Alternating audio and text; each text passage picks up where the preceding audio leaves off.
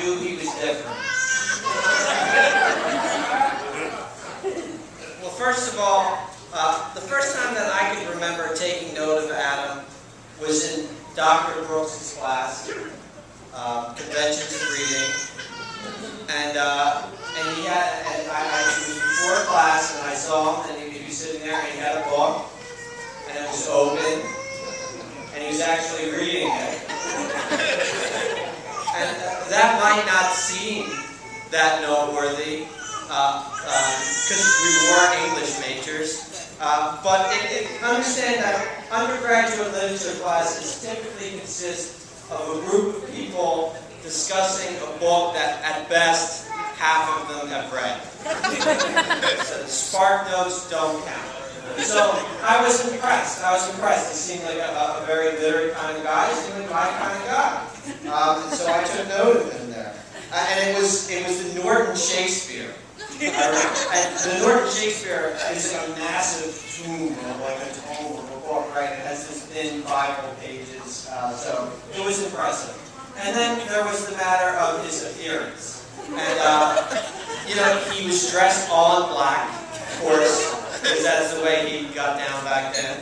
And he had long hair, and he had like these bracelets up his arm, and these crazy rock and roll rings on his fingers and stuff. And I thought that he looked like he could be either a sorcerer or like in a heavy metal band. And it turns out that he was in a heavy metal band, which made total sense because he looked the part. So despite the fact that he looked like a keyboardist on tour with Ozfest, he was extremely polite and well-spoken, as anyone who knows, and as all of you know. He is superhumanly polite and very gracious. I didn't really know him that well. I came into class and he was wearing a shirt with a "All Hail the Crimson King," and it was a quote from The Dark Tower, Stephen King, who was referencing King Crimson. So I saw him. I said, "Wow, that's an awesome shirt." And the next day, he brought me one of the shirts. I did again. I didn't know him. And I was like, "Wow, that is awesome!" And I wore that shirt for years. So over the years, we got to be good friends, and we became close friends. And we bonded over our mutual love of literature, our authors like T.S. Eliot, John Milton, people like that. But we also bonded over our neuroticisms. Like, for instance, our tendency to obsessively review each social interaction after the fact. We had a lot of joint sessions where we'd be like, "Was that weird? Did I do that?" So we did a lot of that, and that brought us close together. We bonded over our paralyzing fear of public restrooms. I remember that distinctly. Sometimes when we were out in Westchester, Adam would go home to use the out in public. And at the time, our fear of driving, which is a fear that, thankfully, I've gotten over, but Adam hasn't. And driving is terrifying when you think about it. It is. It's scary. You're in this big machine. You're hurtling at fast speeds down the highway. But sometimes I think that Adam doesn't realize that there are like actual thinking, like feeling people behind the wheels who are like, capable of like consideration of human life. They're not just powered by some demonic force. Someone's just like, "Oh my God, there's a car coming." So I never would have imagined, though, when I first met Adam in Dr. Brooks' class, that we would become such close friends, and that one day I would be speaking at his wedding. And in a more profound sense, I bet Adam could say the same for someone else in his life.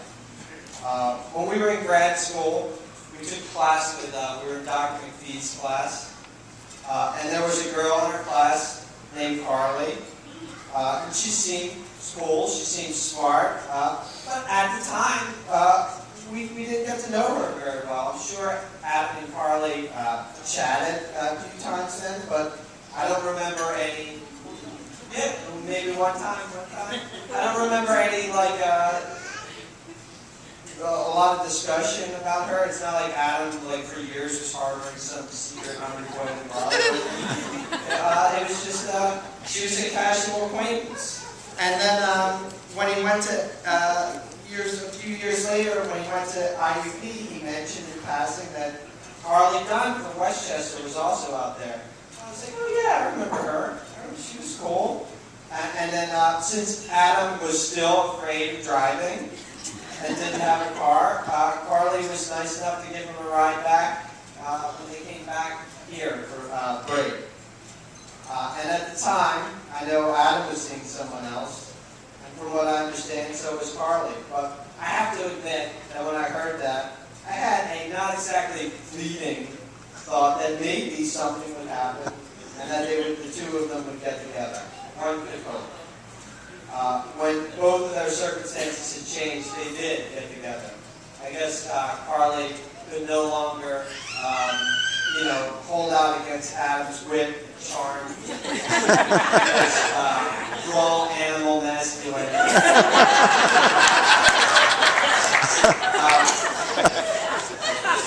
So they got together, and here they are, married, man and wife, husband and wife.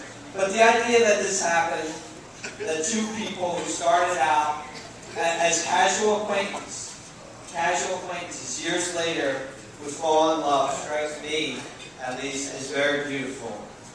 So, single people beware. That person in your class, that friend you met at a party, that person whose cubicle is across the office from you, may turn out to be the love of your life. I think that's a very profound idea. So you always want your friends to end up with someone that you like too. And I'm glad that Adam ended up with Carly. I've come to like her a lot. And they seem, I think as everybody here would agree, they seem so right together. And it's not exactly that they look alike. Carly's much better looking. But for me, at least, I feel like they're like two matching pieces of the set. They're like that kind of couple. So, congratulations, Carly and Adam, and I wish you many years to come.